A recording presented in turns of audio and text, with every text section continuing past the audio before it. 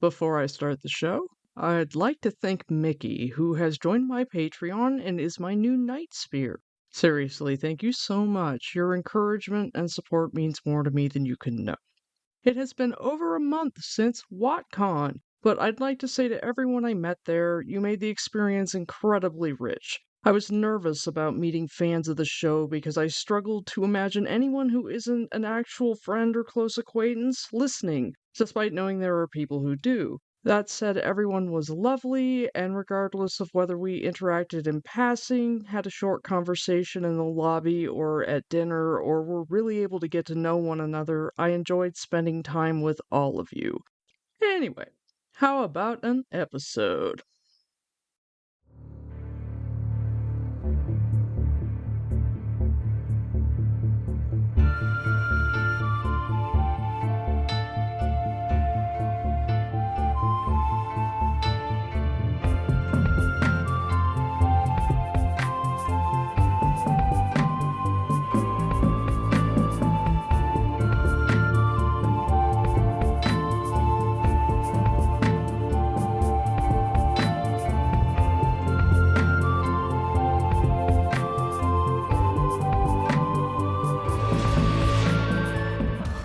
The stone won't fall until the podcast of the dragon comes to your device.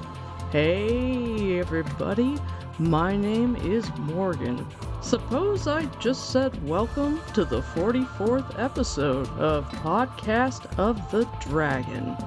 RJ has Matt spend 2 books tagging along with Rand, writhing in existential agony and making questionable decisions, all in preparation for his moment to shine in the fires of heaven. It's time to dance with Jack of the Shadows, see what Matt is really made of, and watch him take on real responsibility with as bad a grace as he can manage.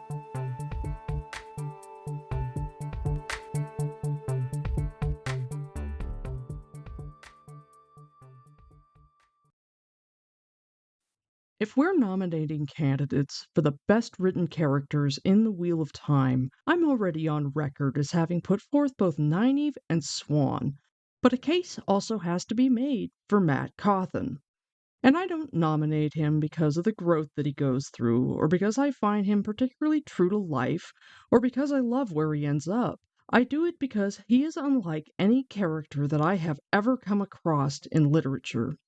RJ takes advantage of the opportunities provided by the fantasy genre to create someone with more facets than any person could realistically contain.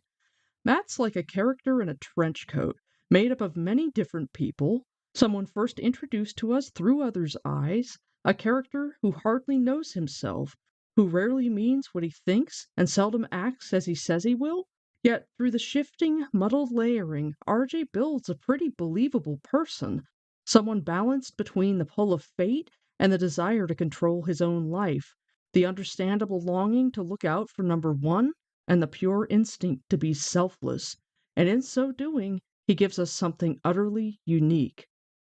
Compared to the other Emmonsfield 5, Matt has significantly less development when it comes to word count or point of view coming into Book 5, and that makes sense. Robert Jordan gave him the Shatter Logoth dagger and its ensuing fuckery to occupy him through the first 2 books so that he could focus on developing his other main POV characters. And then he takes Book 3, The Dragon Reborn, to outline to us the person that Matt really is, having up until that point only shown us who other people think that he is. RJ also uses The Dragon Reborn to provide Matt the last choice that he makes that is truly all his own, which is to go after the girls and save them from Raven's hitman, Lord Komar, when Matt overhears Raven tell him, hey, I can't allow Balal to interfere with my plans, and if Elaine and her friends are going to be in Tyr, he might be able to use her against me, so kill them all. And an argument could be made that the pattern would have gotten Matt to Tyr no matter what, and his desire to go after the girls was just the avenue used. And I agree with that first part 100%. No matter what, Matt would have ended up in Tyr. But no Taviran patterny fuckery was needed to get him there. Instead, he chooses to go, all on his own in response to Forsaken fuckery, because people that he cared about had a danger aimed at them of which they were unaware, and he wasn't about to let them deal with it on their own. But since then, he's been caught in what I think of as a Taviran trap, and every step that he takes to get out just digs him deeper in. In the Shadow Rising, Matt chooses to go through the first doorframe ter'angreal when he's in Tyr because he is alarmed and furious at how complacent he feels staying near Rand and idly waiting for more rain or waiting for the pattern to make use of him, just standing by and watching everything pass along while he plays cards and laments his lack of urgency and his lack of agency. And he's pushed to make a move after the Trolloc attack in the stone, and more significantly after hearing about the White Cloaks in the Two Rivers in Chapter 13 of The Shadow Rising, which is called Rumors. He goes to discuss the matter with Perrin. He sees that Perrin's packing, and Matt finds that he can't even say that he wants to go. The words lock up in his throat, and so he asks Perrin to tell his mom and dad that he's okay and to look out for his sisters.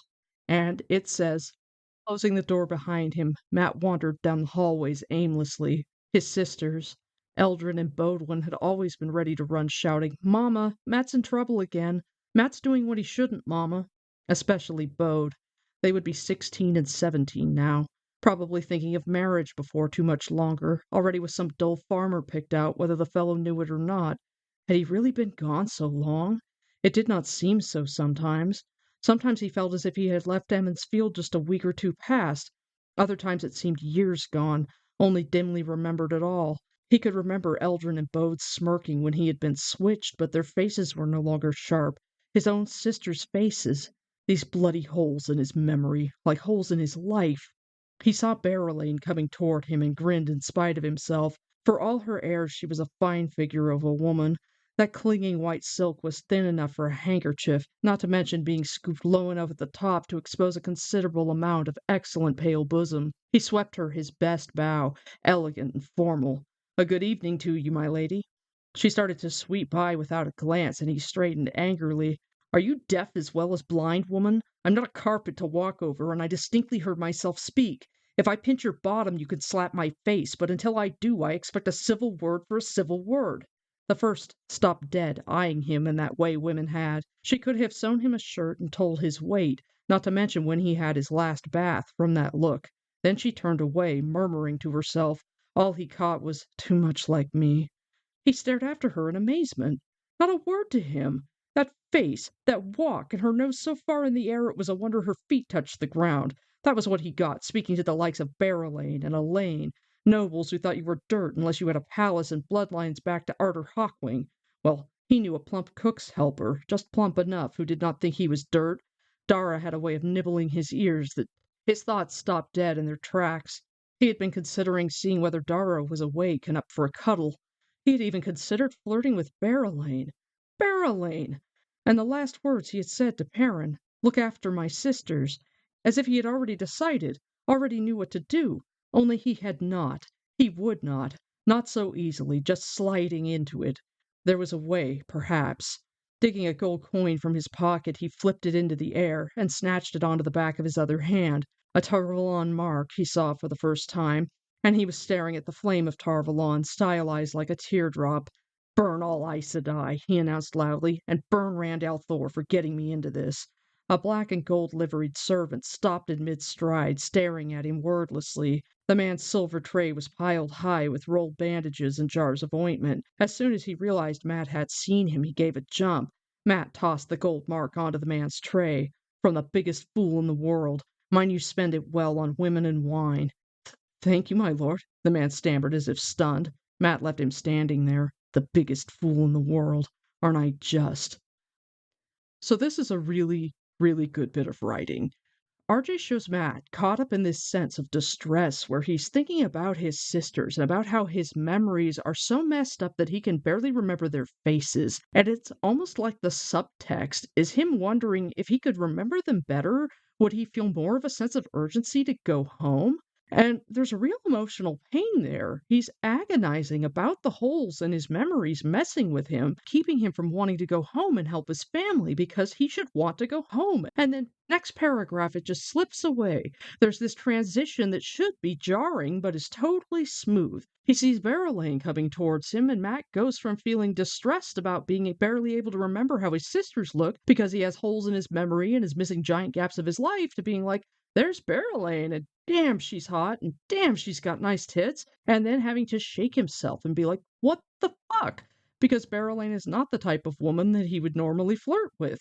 He doesn't like nobles and doesn't find them attractive. So RJ writes really well this transition from distress into distraction, and he's showing that Matt, right here, makes this choice to go through the doorway specifically because he wanted a choice, because he felt like there wasn't a choice, or rather that he was choosing not to decide, and in so doing the choice was being robbed from him by the pattern just pushing his thoughts away, pushing his desires away, everything just sliding away. So he puts his foot down and refuses to give in to it and goes through the doorway.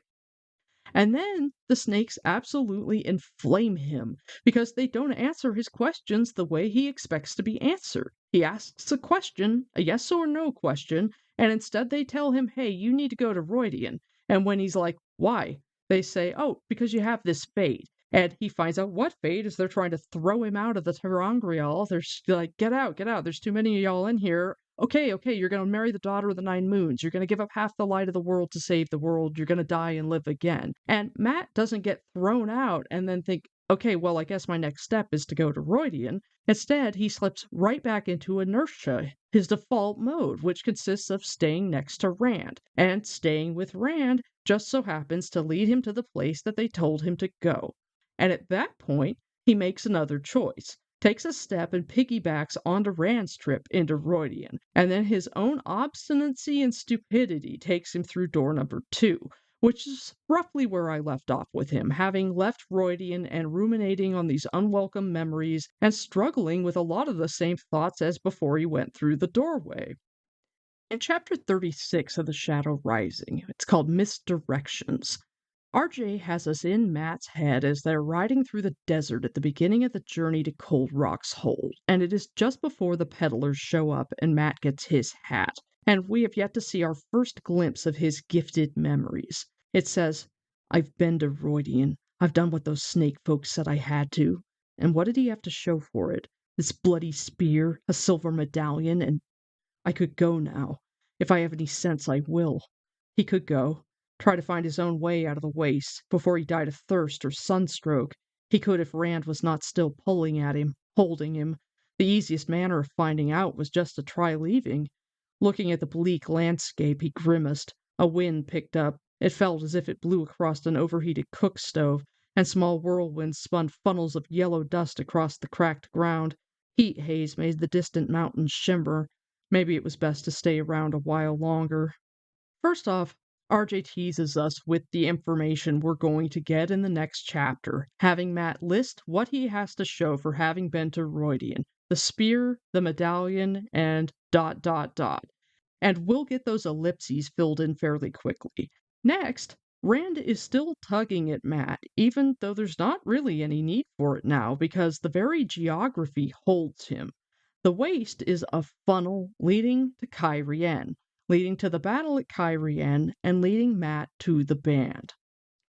Jordan doesn't spend a ton of time in Matt's head in the waste because he's got more important things to show us than Matt's complaints and discomfort. We already knew that Matt was uncomfortable before they left here. He was squirming in his situation because this is not the life that he wants, and while hearing him complain about it can be amusing, only to a certain extent.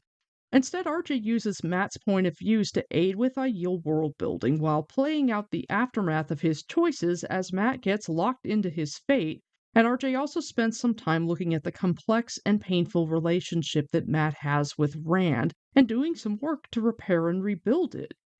Matt's wary of Rand as a male channeler because he has a strong sense of self-preservation and a powerful desire to control his own destiny. Being near Rand means the chance of pain or death, either from Rand losing control, losing his sanity, or because Rand is a target and any attack on him could potentially have a large AoE. And Matt's not interested in being collateral damage. He wants to enjoy his life, which, fair. But there is a flavor of hyperbole to Matt's inner narrative about Rand. There's a flavor of hyperbole to Matt's inner narrative about everything, honestly, but especially about Rand. And if you take Matt's inner narrative about his towering bestie at face value, he just sounds like a fucking asshole who's constantly saying shitty things about his friend. But if you look at Matt's inner narrative about everything else, melodramatic, shitty inner dialogue is kind of his MO. And if you realize, okay, well, he talks shit internally and complains about literally everything and everyone, then maybe there's nothing particularly toxic in how he thinks of Rand, at least no more so than anyone else. And that makes RJ's writing of Matt a delicate balance, having him think a certain way about Rand while he acts very differently. Matt asks to go into Roydium with Rand, and the wise ones tell him no, and Rand advocates for him. He has no idea why Matt asks to go. We're in Egwene's eyes in that chapter, chapter 23, Beyond the Stone, and when she describes the scene on the slopes of Chaindair, she tells of Rand doing a little bow and asking leave to go into Roydian, and then Matt scrambles up, copies the bow, and asks leave to go in as well. And she says that Rand's head whips toward Matt, and then Couladin tries to stab Matt, and the wise ones channel and throw him backward, and then tell Matt, young man, you don't know what you've done. You need to go back with the others. And Rand interferes. He looks at Matt, kind of measures him for a second, and then is like, hey, he gets to come with me. You said I can go, and I say he can come, and I don't care what you say. He's coming with me.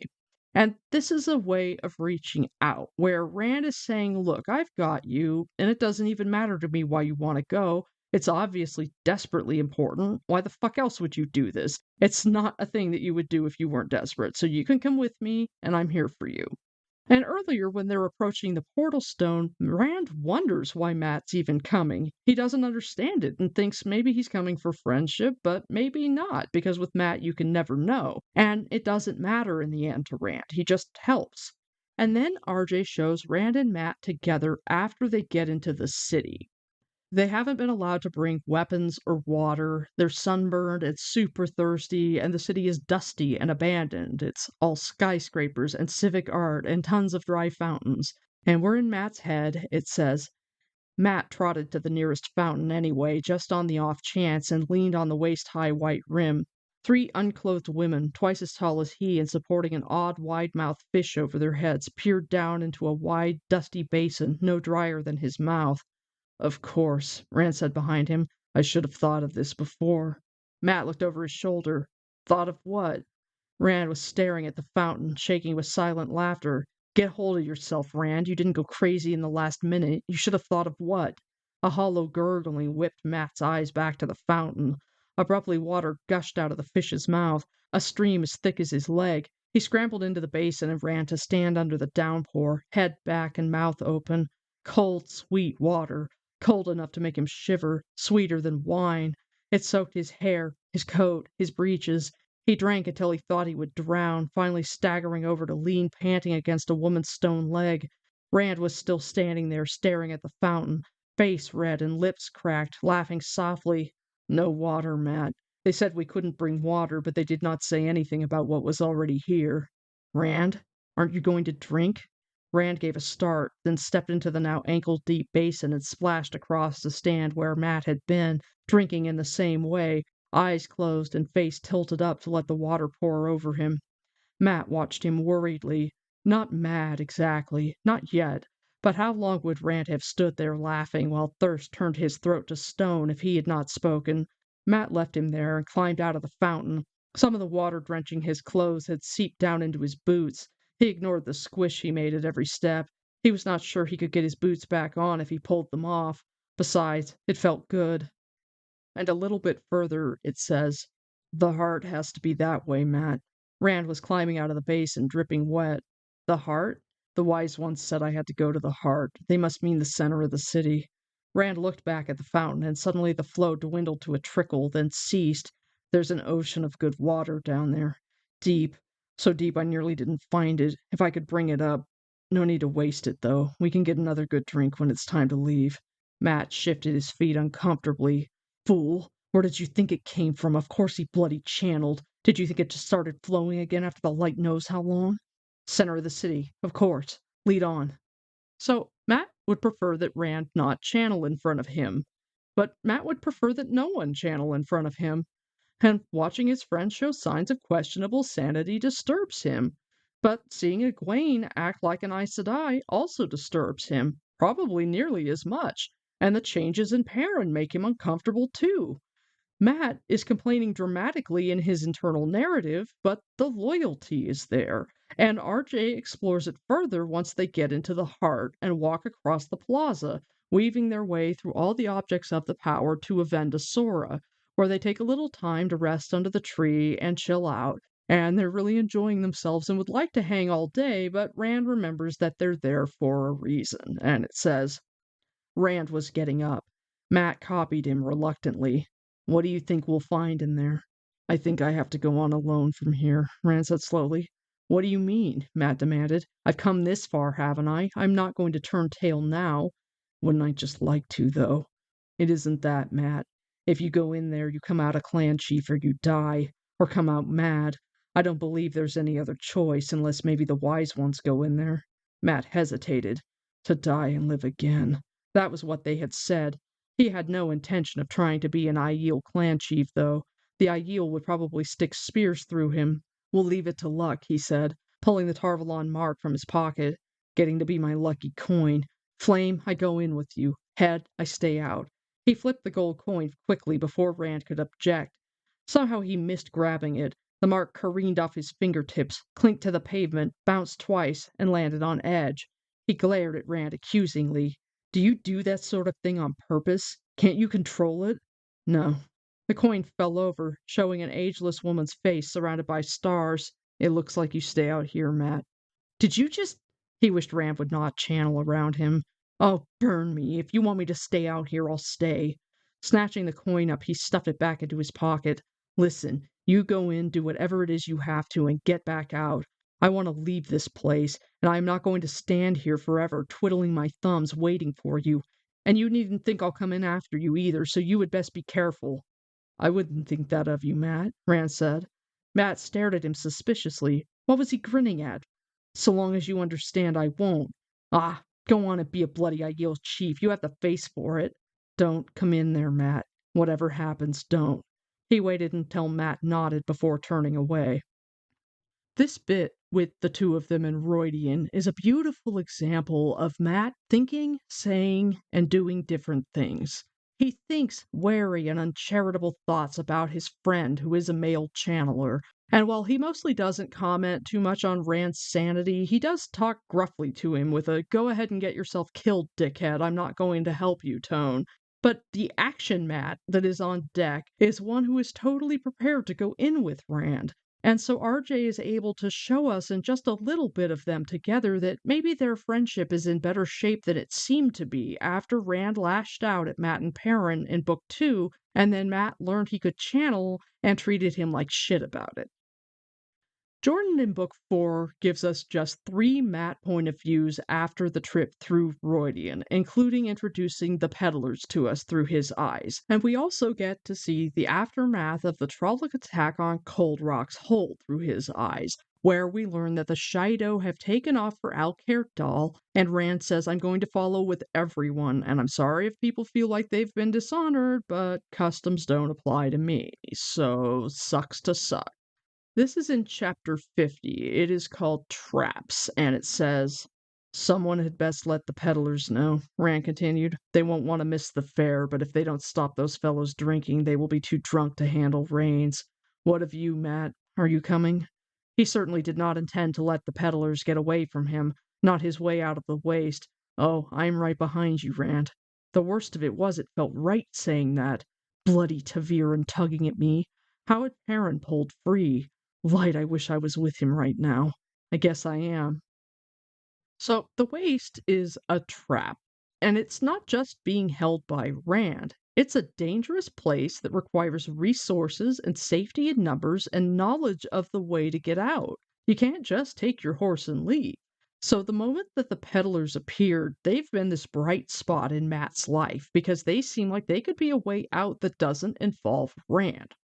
Until things get too serious in the chapter called A Breaking in the Threefold Land, where Rand arrives at Alcair and goes down with Rourke and a bunch of the Tardad, and Moraine wants to go with Rand, and Rand tells her, no, you can't come. She's like, well, bring Lon at least, and he's like, no, not Lon, he can stay with you. And then it says, what about me, Rand? Matt said suddenly, rolling a gold coin across the fingers of one hand as though unaware of it. You have any objections to my going with you? Do you want to? I thought you'd stay with the peddlers. Matt frowned at the wagons below, looked at the Shido lined before the mountain gap. I don't think it will be so easy to get out of here if you get yourself killed. Burn me if you don't stick me in the rendering kettle one way or Dovianya, he muttered. Rand had heard him say that before. Lon said it meant luck in the old tongue, and flipped the gold coin into the air. When he tried to snatch it back, it bounced off his fingertips and fell to the ground. Somehow, improbably, the coin landed on edge, rolling downhill, bounding across cracks in the baked clay, glittering in the sunlight, all the way down to the wagons where it finally fell over. Burn me, Rand, he growled. I wish you wouldn't do that. So, Matt's not wrong. He's not going to get out of there if Rand dies.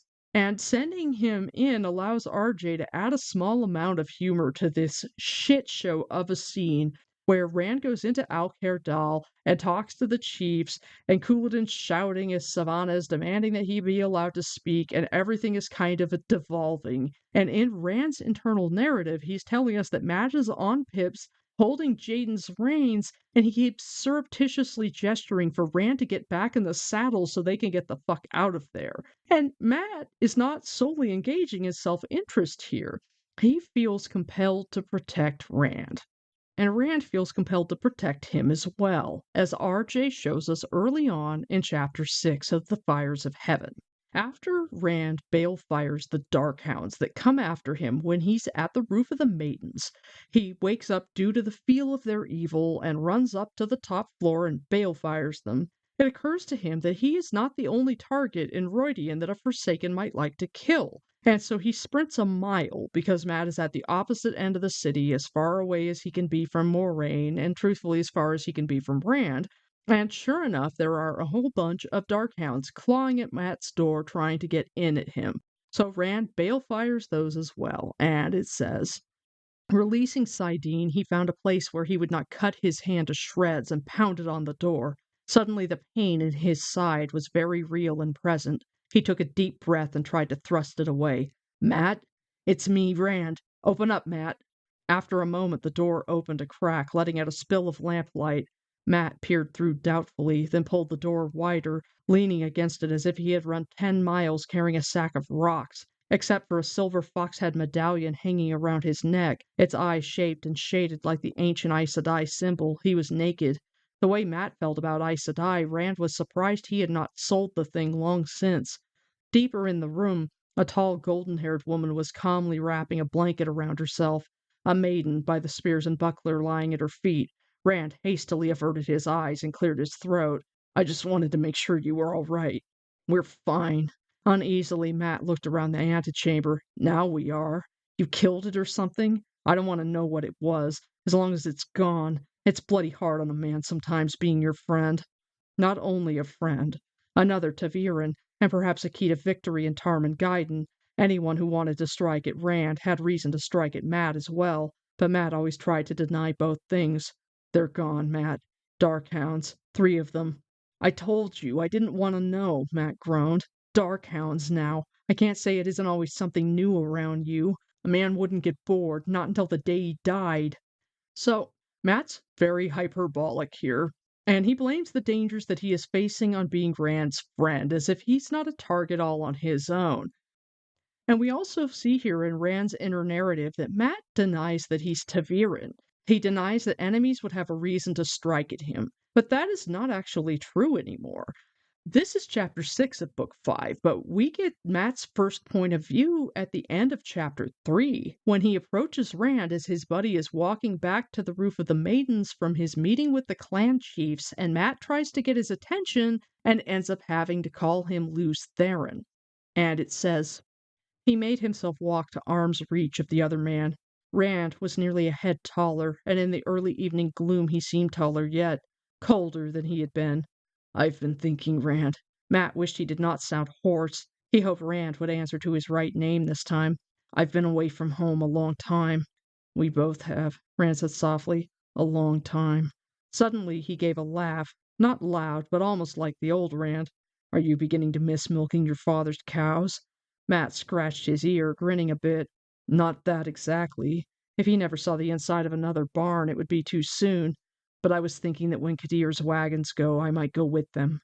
Rand was silent. When he spoke again, the brief flash of mirth was gone. "All the way to Tarvalon?" It was Matt's turn to hesitate. "He wouldn't give me away to Moraine, would he?" "Maybe," he said casually. "I don't know. That's where Moraine will want me. Maybe I'll find a chance to get back to the Two Rivers, see if everything's all right at home, see if Perrin's alive, see if my sisters are, and Mother and Da. We all have to do what we must, Matt. Not what we want to very often. What we must." It sounded like an excuse to Matt, as if Rand was asking him to understand. Only he had done what he had to himself a few times. "I can't blame Perrin on him. Not by himself. Nobody bloody forced me to follow after Rand like some bloody heel hound. Only that was not true either. He had been forced, just not by Rand. You won't stop me leaving?" "I don't try to tell you to come or go, Matt," Rand said wearily. "The wheel weaves the pattern, not me, and the wheel weaves as the wheel wills. For all the world like a bloody Aes Sedai." Half turning to go, Rand added, "Don't trust Kadir, Matt. In some ways he's about as dangerous a man as you ever met. Don't trust him an inch, or you might get your throat slit, and you and I wouldn't be the only ones to regret that." Then he was gone, down the street in the deepening dusk, with the maidens around him like slinking wolves. Matt stared after him. Trust the merchant? I wouldn't trust Kadir if he was tied in a sack. So Rand did not weave the pattern? He came close. Before ever any of them learned that the prophecies had anything to do with them, they had learned that Rand was ta'veren. Matt knew about being ta'veren. He was one himself, though not as strong as Rand. Sometimes Rand could affect people's lives, change the course of them just by being in the same town. Perrin was ta'veren as well, or maybe had been.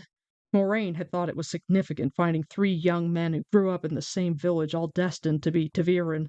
She meant to fit them all into her plans, whatever they were. It was supposed to be a grand thing. All the ta'veren Matt had been able to learn about had been men like Arthur Hawkwing or women like Mabriam and Sharid, whose stories set had founded the Compact of the 10 Nations after the breaking, but none of the stories told what happened when one ta'veren was close to another as strong as Rand. It was like being a leaf in a whirlpool. So Matt has grown up a smidge. He acknowledges, okay, it's ta'veren. I am tied to the pattern. Archie not only tells us that, he shows us that Matt has made some effort to learn about ta'veren, presumably asking questions about famous historical ta'veren, or at the very least squirreling away any information about ta'veren he manages to hear, since we know he's not much of a reader. And in making that effort, he has finally come to a place of admitting to himself that none of this is Rand's fault, and it's not even Moraine's fault, though that doesn't mean she doesn't have plans for him, plans that he is not interested in being part of. And while it may not be anybody's fault, that doesn't mean he has to stand still for it. Kadir is loading his wagons full of all of the objects of the power that Moraine can cram in, which he is going to take to Tarvalon. And Matt, who has all along seen the peddlers as his ticket out of the waste, plans to go with him. He is not going to miss this opportunity to slip away and live his life. But it doesn't quite work like that because Matt isn't able to go along with Kadir. Instead, everyone leaves together in about 12 hours upon hearing that Couladin is heading for the Jangai Pass. And instead of slipping away and heading back to the Two Rivers or going to seek another adventure once the peddlers are on the other side of the Dragon Wall, Matt is being funneled to the part of his fate that is most central to himself, the core of the memories that he gets saddled with, the fate that the Finn only lightly touch on when they scream at him, "Go to Rhuidean, son of battles." It's time for Matt to take his final pass, to learn what will be. Book 5 is where Matt gains acceptance, or more truthfully has it forced upon him. In Book 4, RJ gives us a tiny taste of the aftermath of Matt's second pass after his trip through the doorway in Rodian, which I touched on in episode 30 when I quoted from chapter 37, Imri Stand, as Matt observes the trading between the Aiel and the peddlers and notes that one of Kadir's men is trying to sell them a giant crossbow, and he immediately starts thinking about the best way to make use of such a weapon tactically and spins out a battle scenario in his head. And then later, Asmodean plays a song, a war ballad of a battle Matt remembers, only he lets us know that it went down a whole bunch shittier than the lyrics portray it. And we don't hear from Matt again in The Shadow Rising until chapter 50, Traps, which is when the Trollocs attack in Cold Rock's hold. We see most of the fuckery from Rand's point of view, which centers around a Drakkar, and then we cut to Matt as he's yanking his spear out of a Trolloc's chest. It says, a maiden stopped beside him, unveiling. He could not make out her face, all moon shadows. You dance your spear well, gambler. Strange days when Trollocs come to Cold Rocks. She glanced at the shadowy shape he thought was Moraine. They might have forced a way in without the Aes Sedai. There weren't enough for that, he said without thinking. They were meant to pull attention here. So those Drakkar would have a free hand to reach Rand? I think you were right, she said slowly. Are you a battle leader among the Wetlanders? He wished he had kept his mouth shut. I read a book once, he muttered, turning away. Bloody pieces of other men's bloody memories. Maybe the peddlers would be ready to leave after this. And that there is all that we get in Book 4, just a taste or a hint of what the Fox's third gift might be. Now in Book 5, RJ wastes no time in expanding our knowledge, the first time we're in Matt's head at the end of chapter 3. It says, the memories that had once cluttered his head like raisins in a cake now blended with his own. In one part of his mind he knew he had been born in the Two Rivers 20 years before, but he could remember clearly leading the flanking attack that turned the Trollocs at Myganda and dancing in the court of Tarmanduin and 100 other things, 1,000, mostly battles. He remembered dying more times than he wanted to think of. No seams between lives anymore. He could not tell his memories from the others unless he concentrated. Matt's story in the Fires of Heaven is broken into 7 POVs, 2 of which take place before they cross the Dragon Wall, and the other 5 once they reach Cairhien. His second perspective is in chapter 22, Bird Calls by Night.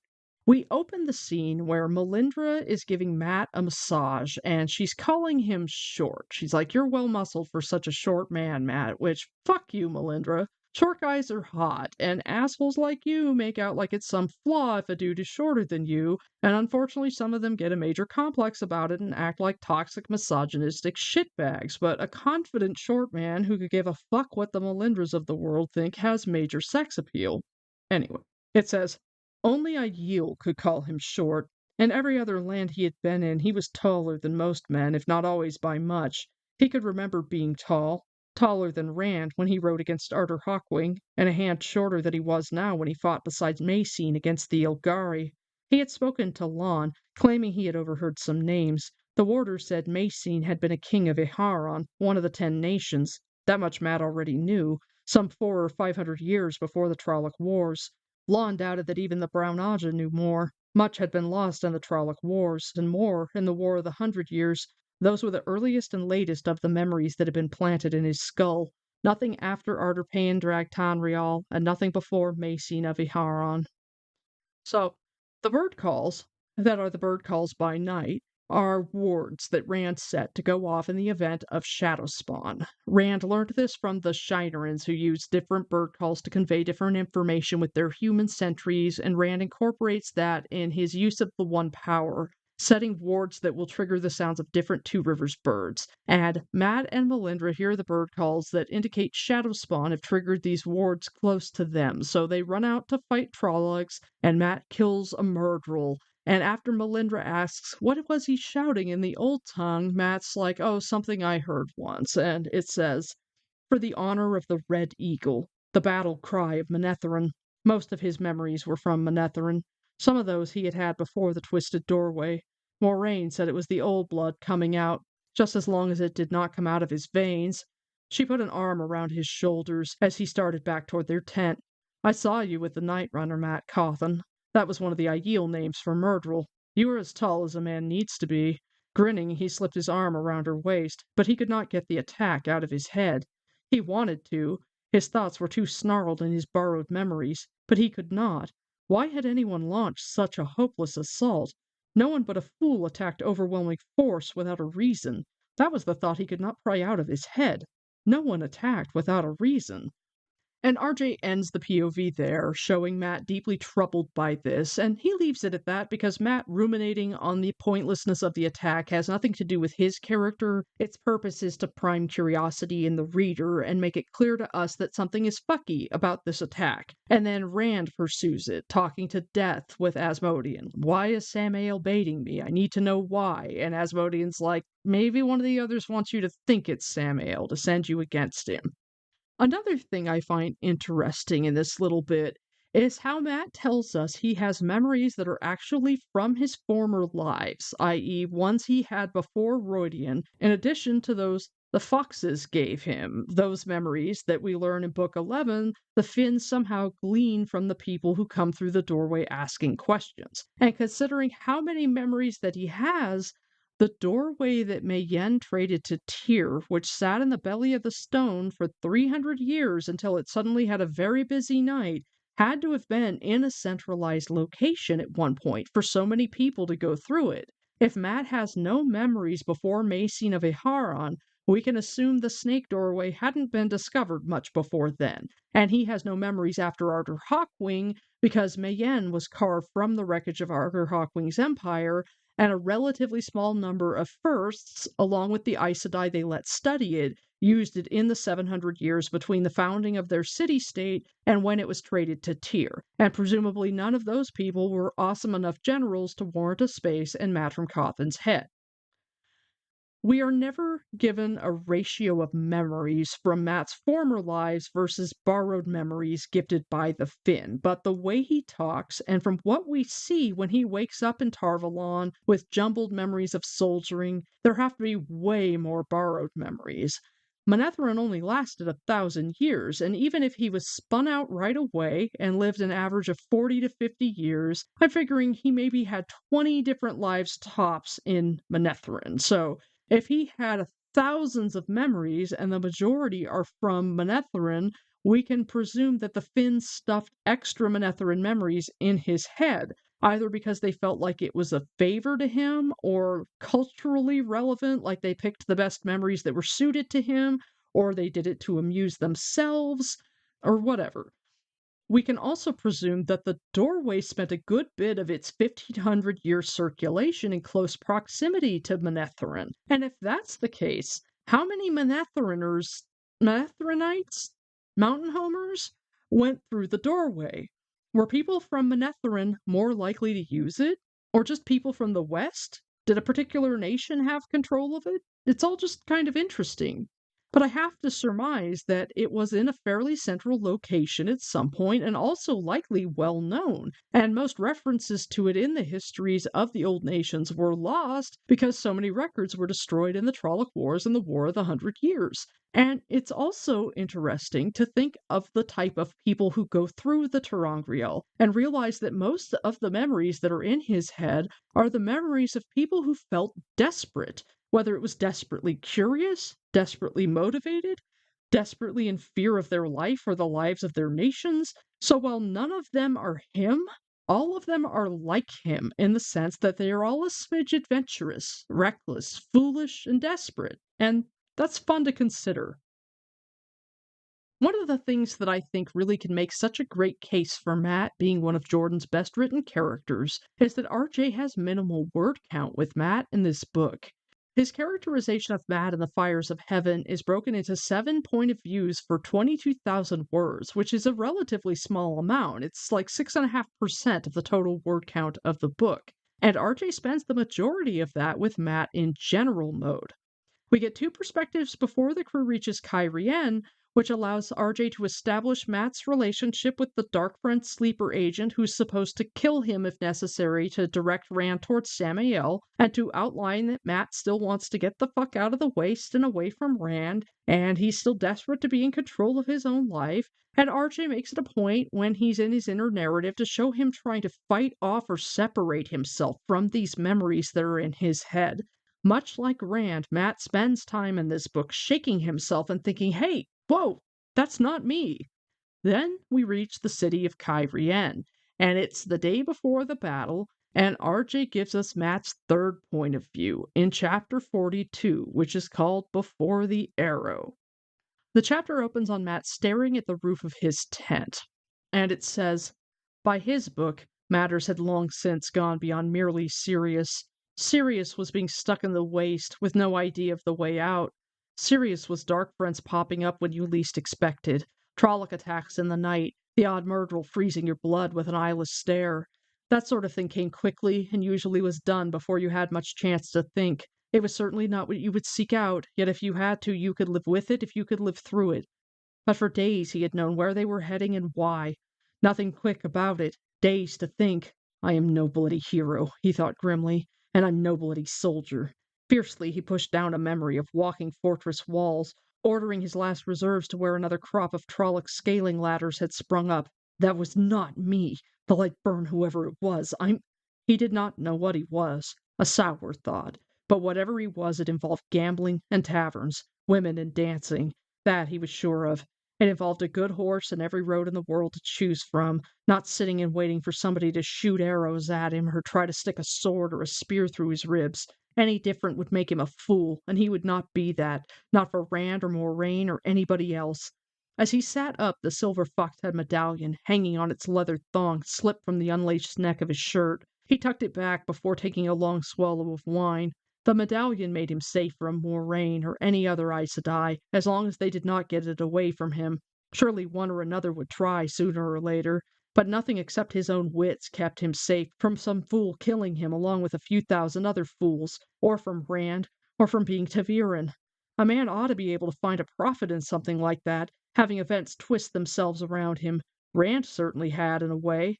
He himself had never noticed anything twisting around him except the fall of dice. He would not turn away from some of the things that happened to ta'veren in stories.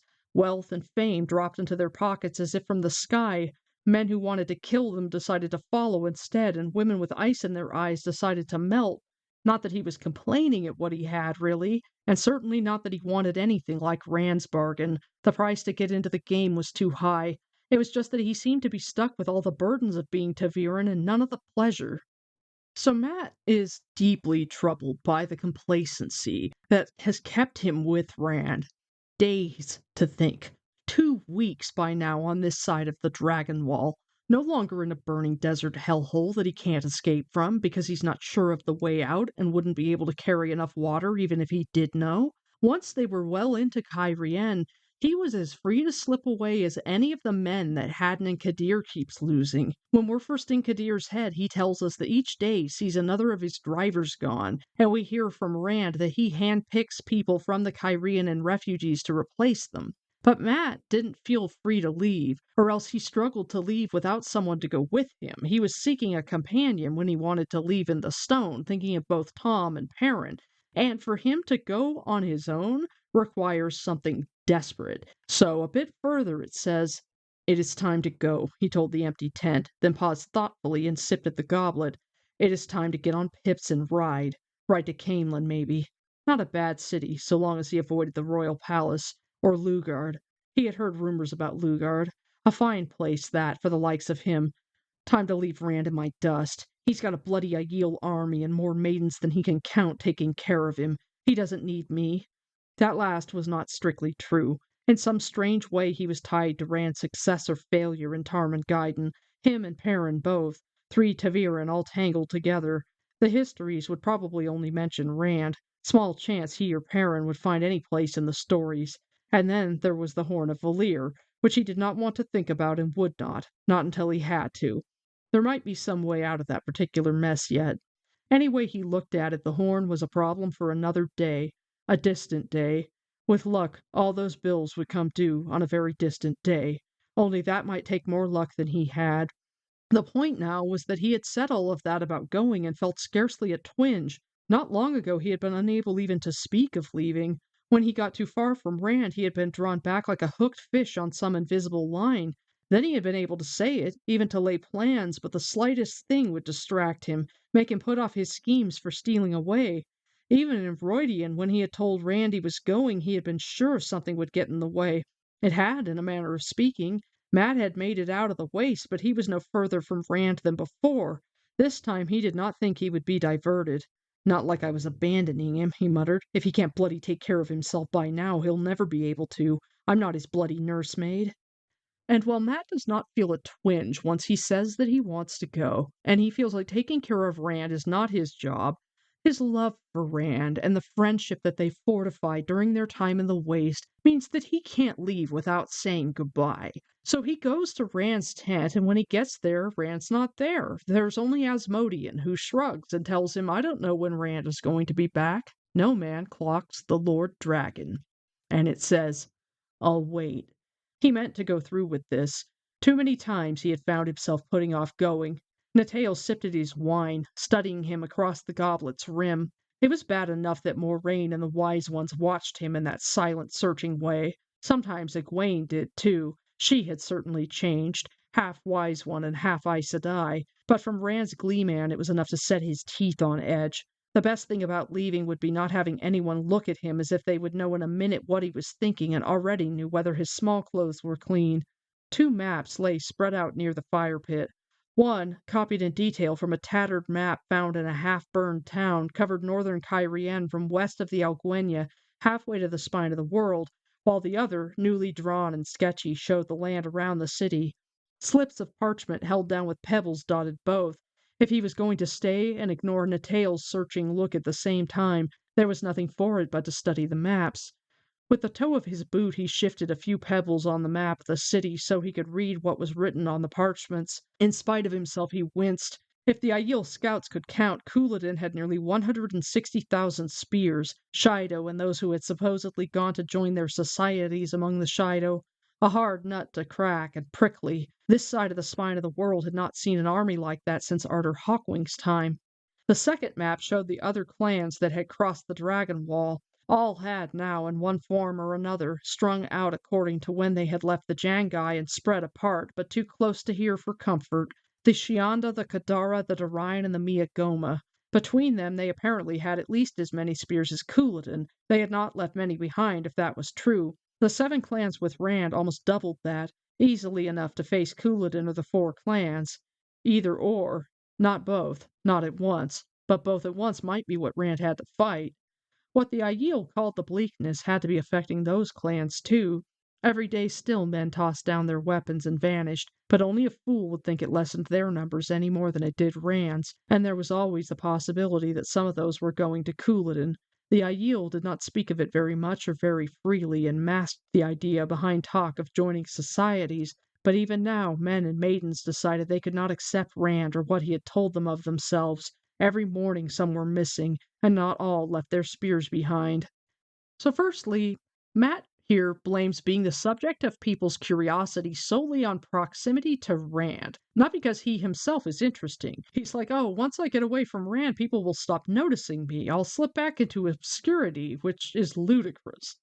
And then Lon comes in and tries to get Matt talking, and Matt's not really interested, so Lon counters his initial reticence by cleverly asking Asmodean, "Hey, what do you think? Should we take all of our forces and crush Couladin in one fell swoop tomorrow?"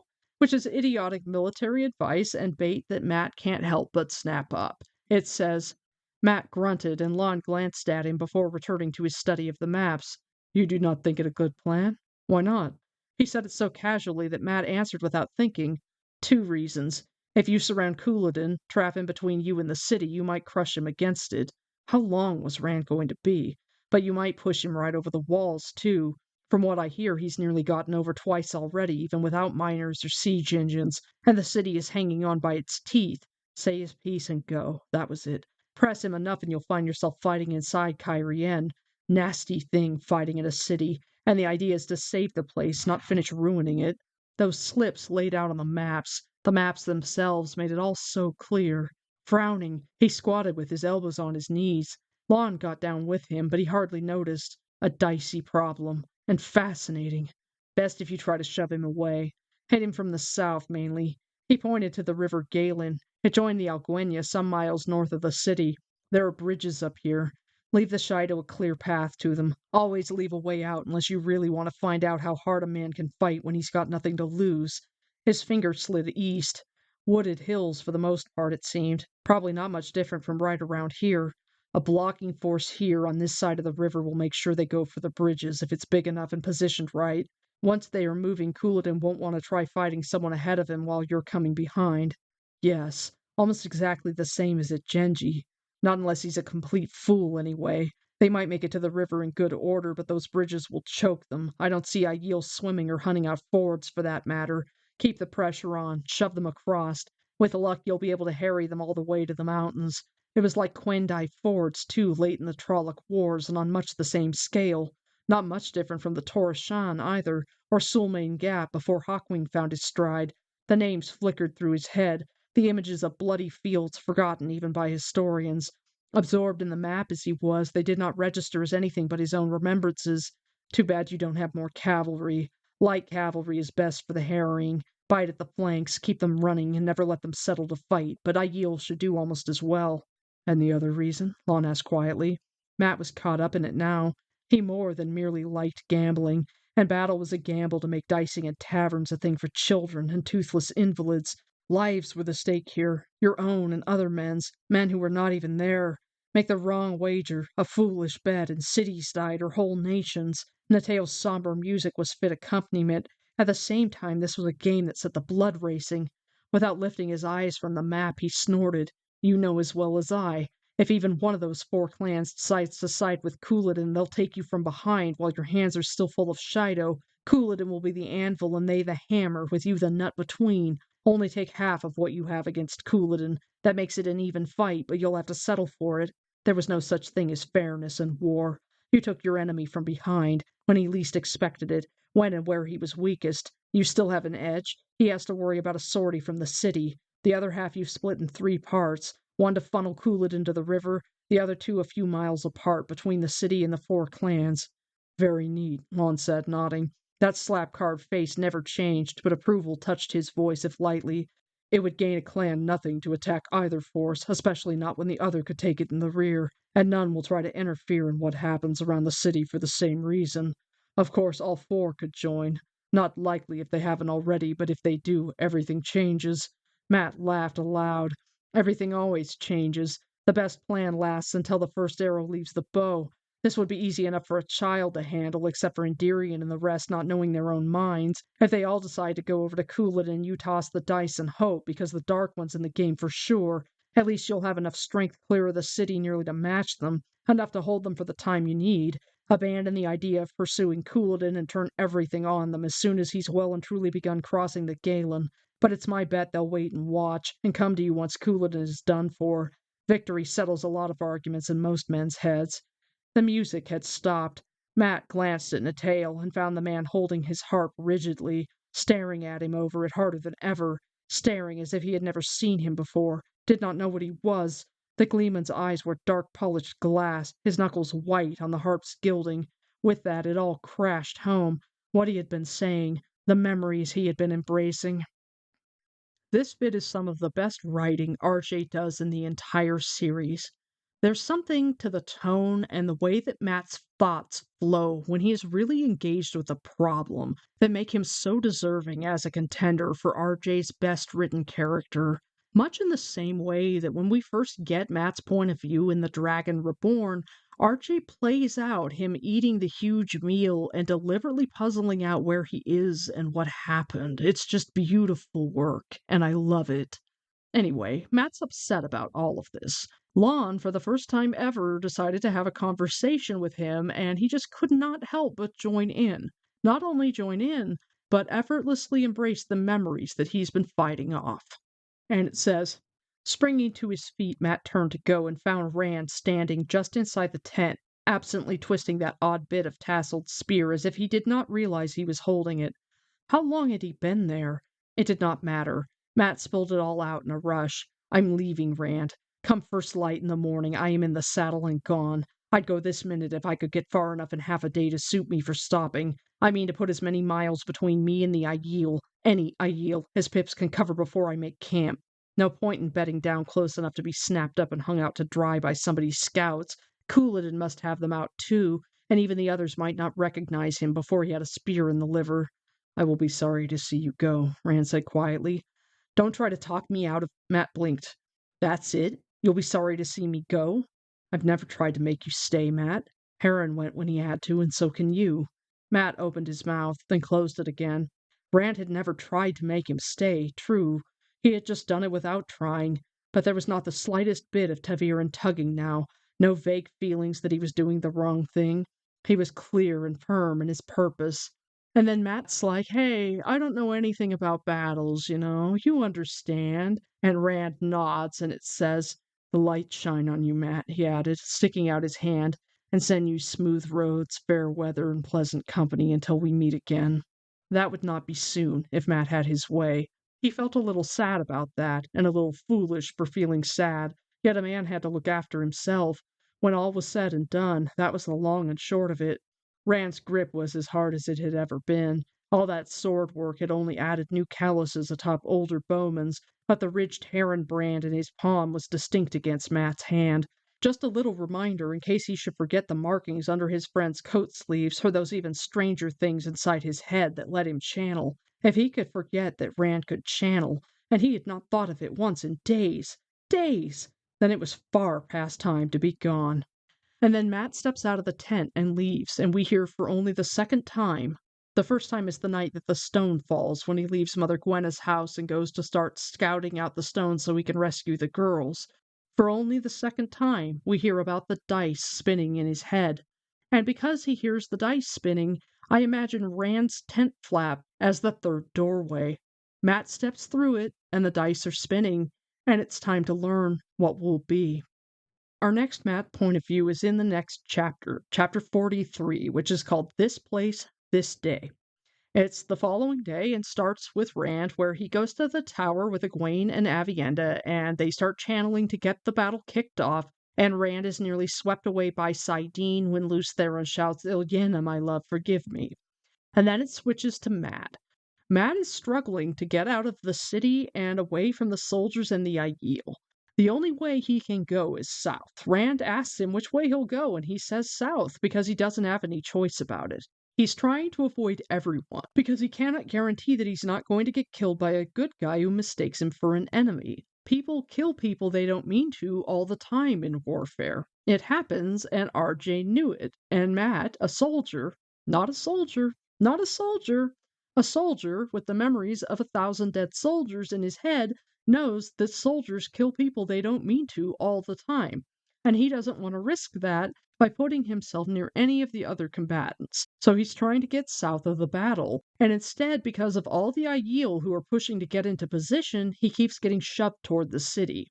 As he's trying to find a way out, he's using his spyglass, and he notices that the column of foot and horse that contains the 3 separate camps of soldiers Rand tells us about when he's first introducing us to High Lord Weirman. He makes it a point to tell us that the camps are very distinct. One of Terran cavalry, one of Kyrianan cavalry, and one twice as large of Kyrianan pikemen. And since they aren't Aiel, he trusts them to cooperate well enough together, even though they're obviously not friends. But Matt sees them, and as he's looking through his glass, he sees that they are headed for an Aiel ambush that they are not aware of because the area all around Cairhien is quite hilly. Matt insists that he's not a soldier, and none of this is for him. But he is a good person. And so it says, for a moment he drummed fingers on his thigh. Shortly there were going to be some corpses down there, and not many of them Aiel. None of my affair. I am out of here, and heading south. He would wait a bit, then head off while they were all too busy to notice. This fellow Weirman, he had heard the Greybeard's name yesterday, was a stone fool. No foreguard out, and no scouts, or he'd know what was bloody in store for him. For that matter, the way the hills lay, the way the valley twisted, the Aiel could not see the column either, only its thin dust rising skyward. They certainly had had scouts to get themselves in place. They could not just be waiting there on the off chance. Idly whistling Dance with Jack of the Shadows, he put the looking-glass back to his eye and studied the hilltops. Yes, the Aiel commander had left a few men where they could signal a warning just before the column entered the killing ground, but even they could not possibly see anything yet. In a few minutes the first Terrans would come in sight, but until then, it came as a shock when he heeled Pips to a gallop down slope. What under the light am I doing? Well, he could not just stand by and let them all go to their deaths like geese to the knife. He would warn them, that was all. Tell them what lay in wait ahead, then he was gone. The Kyrian and Outriders saw him coming before he reached the bottom of the slope, of course, heard Pips's dead flat charge. 2 or 3 lowered their lances. Matt did not precisely enjoy having a foot and a half of steel pointed at him, and still less 3 times over, but obviously one man was no threat, even riding like a madman. They let him pass, and he swung in near the lead Kyrian and lords long enough to shout, "Halt here, now! By order of the Lord Dragon, else I'll channel your head into your belly and feed you your own feet for breakfast." His heels dug in and Pip sprang ahead. He only glanced back to be sure they were doing what he said. They were, if showing some confusion over it. The hills hid them from the Aiel still, and once their dust settled, the Aiel would have no way of knowing they were there. And then he was lying low on the gelding's neck, whipping Pips with his hat, and galloping up alongside the infantry. If I wait to let Weirman pass the orders, it'll be too late, that's all. He would give his warning and go. The foot marched in blocks of 200 or so pikemen, with 1 mounted officer in front of each and maybe 50 archers or crossbowmen at the rear. Most looked at him curiously as he dashed by, Pips's heels kicking up spurts of dust, but none broke stride. Some of the officers' mouths frisked as if the riders wanted to come see what had him in such a hurry, but none of them left their places either. Good discipline. They would need it. Defenders of the Stone brought up the tail end of the Terrans in their breastplates and puffy black and gold striped coat sleeves, plumes of various colors on the rimmed helmets marking officers and under-officers. The rest were armored the same, but bore the colors of various lords on their sleeves. The silk-coated lords themselves rode at the very front in ornate breastplates and large white plumes, their banners rippling behind them in a rising breeze toward the city. Reining around in front of them so quickly that Pips danced, Matt shouted, "Halt! In the name of the Lord Dragon!" It seemed the fastest way to stop them, but for a moment he thought they meant to ride right over him. Almost at the last moment, a young lord he remembered from outside Rand's tent flung up a hand, and then they were all drawing rein in a flurry of shouted orders that ran back along the column. Weirman was not there. Not a lord was as much as 10 years older than Matt. "What is the meaning of this?" demanded the fellow who had signaled. Dark eyes glared arrogantly down a sharp nose. Chin lifted so his pointed beard looked ready to stab. Sweat trickling down his face spoiled it only a little. "The Lord Dragon himself gave me this command. Who are you to—" He cut off as another man Matt knew caught his sleeve, whispering urgently. Potato-faced Estienne looked haggard beneath his helmet, as well as hot. The Aiel had wrung him out concerning conditions in the city, so Matt had heard, but he had gambled at cards with Matt in Tyr. He knew exactly who Matt was. Estienne's breastplate alone had chips in the ornate gilding. None of the others had done more than ride around looking pretty. Yet. Sharpnose's chin came down as he listened, and when Estienne left off, he spoke in a more moderate tone. "No offense intended, Lord Matt. I am Melanrel of House Asagora. How may I serve the Lord Dragon?" Moderation slipped into actual hesitation at that last, and Estienne broke in anxiously. "Why should we halt?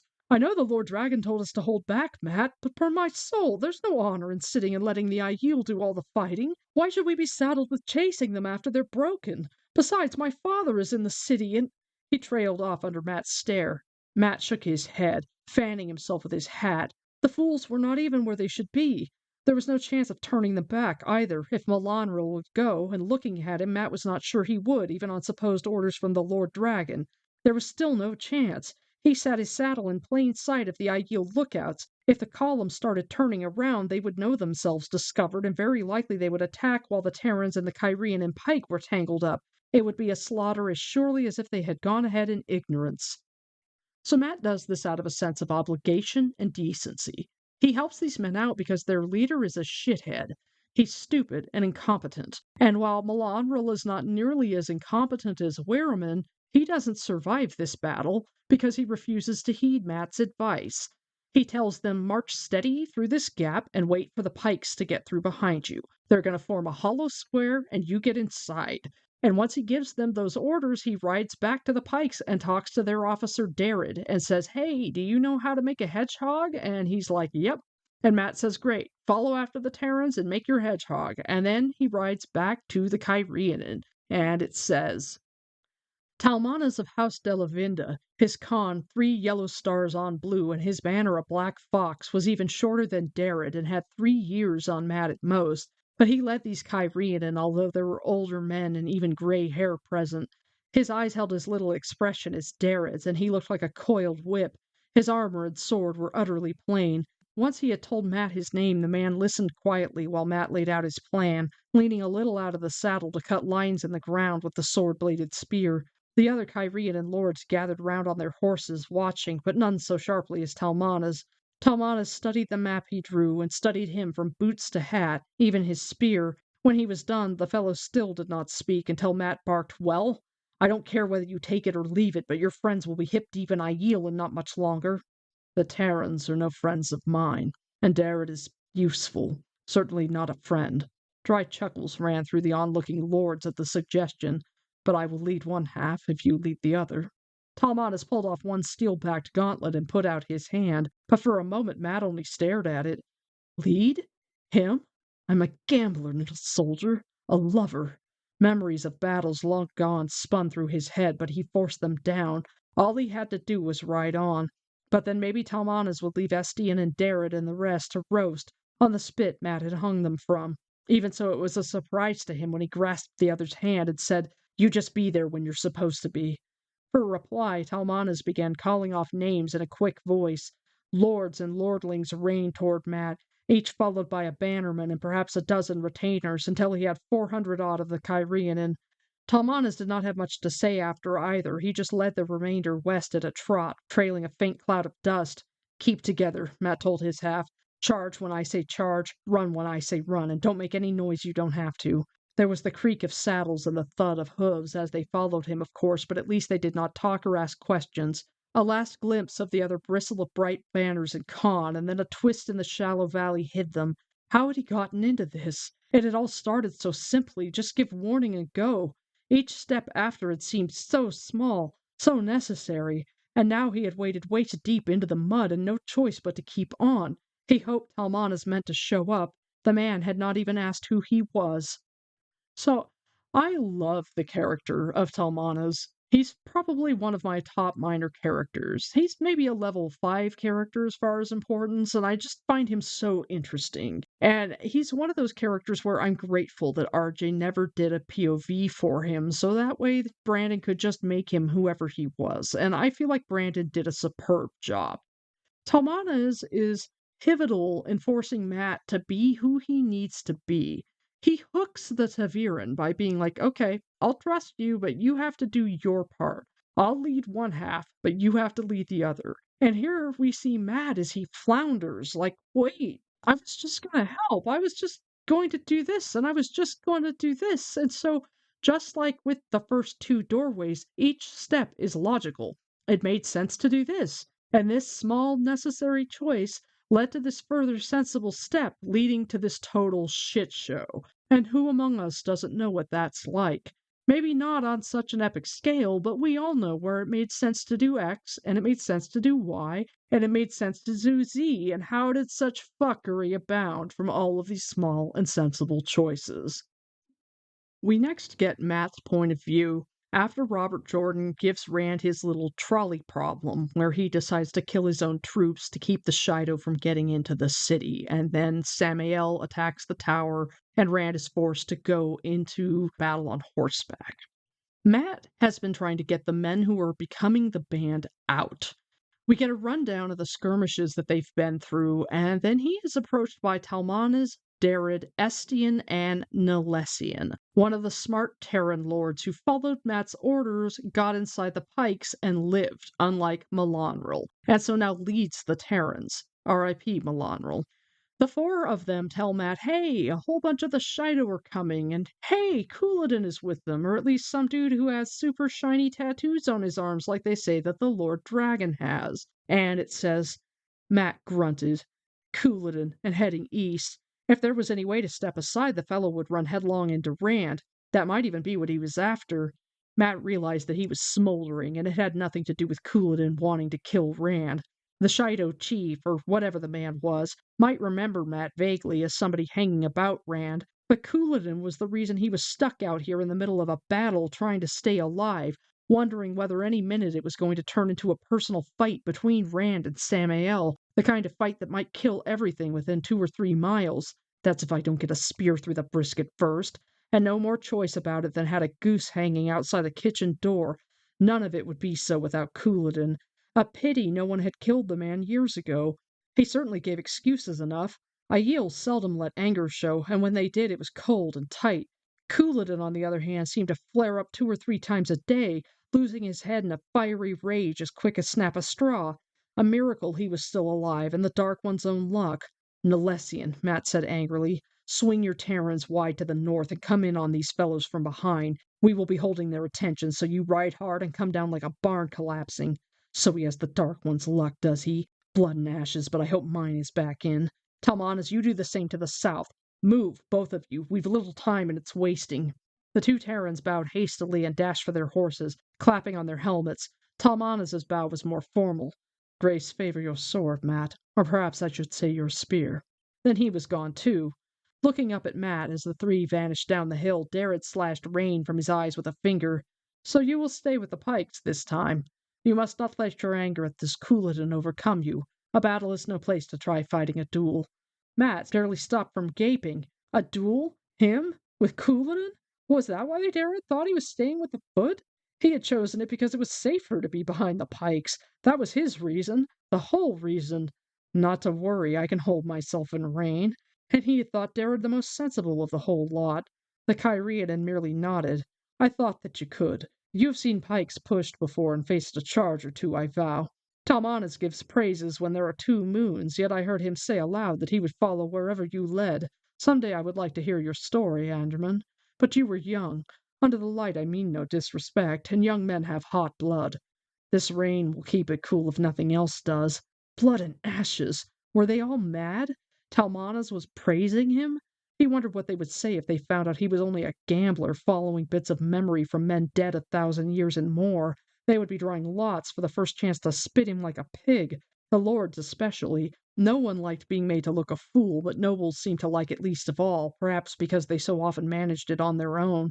Well, one way or another, he meant to be miles away when that discovery came. Bloody Couladin, I'd like to shove this spear down his throat. Heeling pips, he started for the opposite slope, where the Foot waited below. Darrett climbed into his own saddle and swung in beside him, nodding as Matt spun out his plan. The bowmen on the slopes where they could cover the flanks, but lying down, hidden in the brush until the last minute. One man on the crest to signal the Aiel in sight, and the Pikes to step off as soon as he did, marching straight out toward the approaching enemy. As soon as we can see the Shido, we'll retreat just as fast as we can, almost back to the gap between these 2 hills, then turn to face them. They will think we wanted to run, realized we could not, and turned at bay like a bear to the hounds. Seeing us less than half their number and fighting only because we must, they should think to roll over us. Can we but hold their attention until the horse comes down on them from behind? The Kyrian actually grinned. It is using the Aiel's own tactics against them. We had better hold their bloody attention. Matt's tone was as dry as he was wet. To make sure we do, to make sure they don't start putting loops around our flanks, I want a cry raised as soon as you stop the retreat. Protect the Lord Dragon. This time Darrett laughed aloud. That should bring the Shido in right enough, especially if Couladin was leading. If Couladin really was leading. If he thought Rand was with the Pikes. If the Pikes could hold until the horse arrived. A lot of ifs. Matt could hear those dice rolling in his head again. This was the biggest gamble he had ever taken in his life. He wondered how long it was until nightfall. A man should be able to make his way out in the night. He wished those dice would get out of his head or else fall so he knew what they showed. Scowling into the rain, he booted Pips on down the hillside. And, of course, Matt gets the duel with Couladin that he absolutely does not want. And I've heard a lot of folks lament that RJ doesn't describe it, but blow-by-blow fights are only interesting to a certain extent. And Jordan has a limited amount of words to give to Matt, and this section that is the battle in Kyrian is already pretty girthy, and the tactics are what's important. The inner narrative where Matt gives us a higher interpretation of the battlefield, so I don't personally regret it. Also, Couladin is an asshole and doesn't deserve to die on screen. In our next Matt perspective, everybody is getting shit-faced because the battle is over. And we have Matt avoiding thinking about Couladin, whose head is hanging from a pole that he's trying not to look at. And he thinks in his inner narrative about how he and the Terrans and the Kyrianen returned at dawn. It says, returned, right back to the hill valley where they had started, below the ruin of the log tower, and no chance for him to get away. He had offered to ride ahead, and Talmanas and Nalesia nearly came to blows over who was to provide his escort. Not everyone had become the best of friends. All he needed now was for Moraine to come asking questions about where he had been and why, nattering at him about ta'veren and duty, about the pattern and Tarmangayten until his head spun. Doubtless she was with Rand now, but she would get around to him eventually. Talmanas and Nalesian approach him and tell him about this awesome procession that the High Lord Mylan is planning for the Lord Dragon, and Matt's like, who fucking cares? And they tell him it matters because you killed Couladin. You're our battle leader, and we deserve to be at the head. And Nalesian and Talmanas begin arguing over whose servant can do what for him to make him look respectable and how they need a banner. And it says, Matt was not sure whether to laugh hysterically or sit down and cry. Those bloody memories. If not for them, he would have ridden on. If not for Rand, he would not have the things. He could trace the steps that led to them, each necessary as it seemed at the time, and seeming an end in itself, yet each leading inevitably to the next. At the beginning of it all lay Rand, and bloody ta'veren. He could not understand why doing something that seemed absolutely necessary and as close to harmless as he could make it always seemed to lead him deeper into the mire. And Matt, in his distress, has backslid a bit here. In the beginning of the book, he acknowledges that it's just ta'veren, and none of this is Rand's fault. But when he's feeling maximum levels of aggravation, there's no reasonableness or fairness to his inner narrative. Matt turns the melodrama up to 11 and moans to himself that if not for Rand, his life would be perfect. And a little bit further it says, Couladin's head really did appear to be grinning at him. He could almost hear the man speak. You may have killed me, but you've put your foot squarely in the trap. I'm dead, but you'll never be free. And that's true. And we see it in the final section of the story when we get to the chapter News Comes to Cairhien, which, considering how pivotal a chapter it is, I really wish it had a pithier name. But Matt shows up 4 hours after Rand summoned him, and Rand starts going to work on him. It says, I hear, Rand said, that every young man who can pick up a sword wants to join the band of the Red Hand. Talmanas and Nalesian are having to turn them away in droves, and Darrett has doubled the number of his footmen. Matt paused in lowering himself into the chair Ericombe had used. It's true. A fine lot of young fellows wanting to be heroes. The band of the Red Hand, Moraine murmured. Shannon Kalhar, a legendary group of heroes indeed, though the men in it must have changed many times in a war that lasted well over 300 years. It is said they were the last to fall to the Trollocs, guarding Eamon himself when Manetheren died. Legend says a spring rose where they fell to mark their passing, but I rather think the spring was already there. I wouldn't know about that. Matt touched the fox-head medallion, and his voice picked up strength. Some fool got the name from somewhere, and they all started using it. Moraine glanced at the medallion dismissively. The small blue stone hanging on her forehead seemed to catch the light and glow, though the angles were wrong. You are very brave, it seems, Matt. It was flatly said, and the silence that followed stiffened his face. Very brave, she said finally, to lead Shannon Kalhar across the Algwenya and south against the Androns. Even braver than that, for there are rumors that you went alone to scout the way, and Talmanas and Nalesian had to ride hard to catch up to you. Egwene sniffed loudly in the background. Hardly wise for a young lord leading his men. Matt's lip curled. I'm no lord.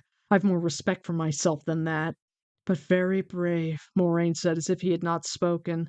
Andron's supply wagons burned, outposts destroyed, and 3 battles and 3 victories, with small loss to your own men, though outnumbered. As she fingered a rip in the shoulder of his coat, he sank back as far as the chair would allow. Are you drawn to the thick of battles, or are they drawn to you? I am almost surprised you came back. To hear the stories, you might have driven the Andorans back across the Aranon had you stayed. Do you think this is funny? Matt snarled. If you have something to say, say it. You can play the cat all you want, but I'm no mouse." For an instant his eyes flickered toward Egwene and Aviendha, watching with folded arms, and he fingered the silver fox head again. He had to be wondering. It had stopped one woman's channeling from touching him. Would it stop 3? Rand only watched his friend being softened for what he meant to do to him. Is there anything left to me but necessity? It was a quick thought, there and gone. He would do what he must. Matt didn't go alone to scout the way. Moraine more or less taunts him. You went alone to scout the way, and Talmanas and Nalessian had to ride really hard to catch you up. Aren't you brave? He wasn't scouting. He was trying to get away. He was trying to take a chance to escape now that the battle is over. He's like, I can get free. But he can't get away from the band. They won't allow it. The band are Matt's army, the people he generals, but they're also his minders. He no longer needs Tavir and tugging to hold him to the pattern because he has them. And once he finally accepts them, the idea of an obligation to the pattern doesn't mean much to Matt. But loyalty and keeping promises and being there for people who need you, ride or die, means everything. We get Matt's final POV in the chapter News Comes to Cairhien. Rand's perspective switches to Egwene and then to Matt after his meeting with Rand. We don't see very much of the meeting, just where Rand tells him, "Shut up. You have to stop running. I was there. I was there when you got this medallion. I know what it means. I saved your life. You need to unfuck yourself." Then we get to Matt's head, and it says, "The stormy meeting with Rand had gone on till the sunset. Him dodging, refusing, Rand following as doggedly as Hawkwing after the rout at Coal Pass. What was he to do? If he rode out again, Talmanas and Nalessian would surely follow with as many men as they could put in the saddle, expecting him to find another battle. And he probably would. That was what really put a chill on it. Much as he hated to admit it, the Aes Sedai was right. He was drawn to battle, or it to him. Nobody could have tried harder to avoid one on the other side of the Alguenya. Even Talmanas had commented on it, until the second time his careful creeping away from one lot of Andorans took them where there was no choice but to fight another, and every time he could feel the dice rolling in his head. It was almost like a warning that a fight was just over the next hill now. There was always a ship, or might be, down at the docks beside the grain barges. Hard to find yourself in a battle on a ship in the middle of a river, except the Andorans held one bank of the Alguenya for half its length or more below the city. The way his luck was running, the ship would run aground on the west bank with half the Andoran army camped there. That left doing what Rand wanted. He could just see it. Good morrow, High Lord Weirman and all you other High Lords and ladies. I'm a gambler, a farm boy, and I'm here to take command of your bloody army. The bloody Lord Dragon Reborn will be with us as soon as he flaming takes care of one bloody little matter." Snatching his black-hafted spear from the corner, he hurled it the length of the room. It struck a wall hanging, a hunting scene, and the stone wall behind with a loud clang, then dropped to the floor, leaving the hunters neatly sliced in two. Swearing, he hurried to pick it up. The 2-foot sword blade was not chipped or marred. Of course not. Aes Sedai work. He fingered the ravens on the blade. Will I ever be free of Aes Sedai work? It's hard to imagine what Rand might have said to Matt, beyond, "I was there. I saved you. I need you." But it's obvious in this passage that Matt hasn't agreed yet. And I think the reason Rand lets him go after 4 hours is because he has no doubt that Matt will end up doing what he wants in the end. When Rand woke after the battle and got all the news from Aviendha, he was very surprised to hear Matt killed Couladin, and we get, so Matt had not escaped the pull of Taviran to Taviran after all. Or maybe it was the pattern that had caught him, and being Taviran himself. Either way, he suspected Matt was not too happy right that moment. Matt had not learned the lesson that he had. Try to run away and the pattern pulled you back, often roughly. Run in the direction the wheel wove you, and sometimes you could manage a little control over your life. Sometimes, with luck, maybe more than any expected, at least in the long haul. And this is never an acknowledgement that Matt consciously makes, at least not that I can recall. He just grows used to accepting Rand's orders, and he grows used to the band, and the part of him that is so inherently a soldier relaxes into that role, and he stops fighting, and giving up the fight is about as close to acceptance as you can expect Matt to get. I hope you've enjoyed this episode of Podcast of the Dragon. Season 2 of The Wheel of Time on Prime will be dropping in approximately 2 weeks, so anticipate that the next content I put out will be on YouTube and show-related. The link to my YouTube channel is in the show notes, and if you like the TV show and are interested in my take, you should subscribe. My rough drafts are available on Patreon. They can be uploaded as few as 10 days or as many as 6 weeks before the final, and you'll be able to see how it improved, what I added, and what I cut out. If you'd like to support the show and have access to that or other fun content, there's a link in the show notes. There are other links to my Discord and to my email, etc., and to my Twitter handle @podofthedragon. I'm still on Twitter even if it's dying, and I'm still calling it Twitter because, let's face it, X is stupid. There's also a link to Apple Podcasts. If you could go and review me either there or on whatever platform you are listening on, I'd really appreciate it because it will help other people find me, and so will word of mouth. So if you know anyone who likes The Wheel of Time and might be interested in a different kind of podcast, please tell them about me. My music is by Kevin MacLeod. My name is Morgan. And when life is a shit show, I also like to turn the melodrama up to 11. But I don't blame other people. It's far more fun to strike a dramatic pose and claim I did something to deserve my misfortune.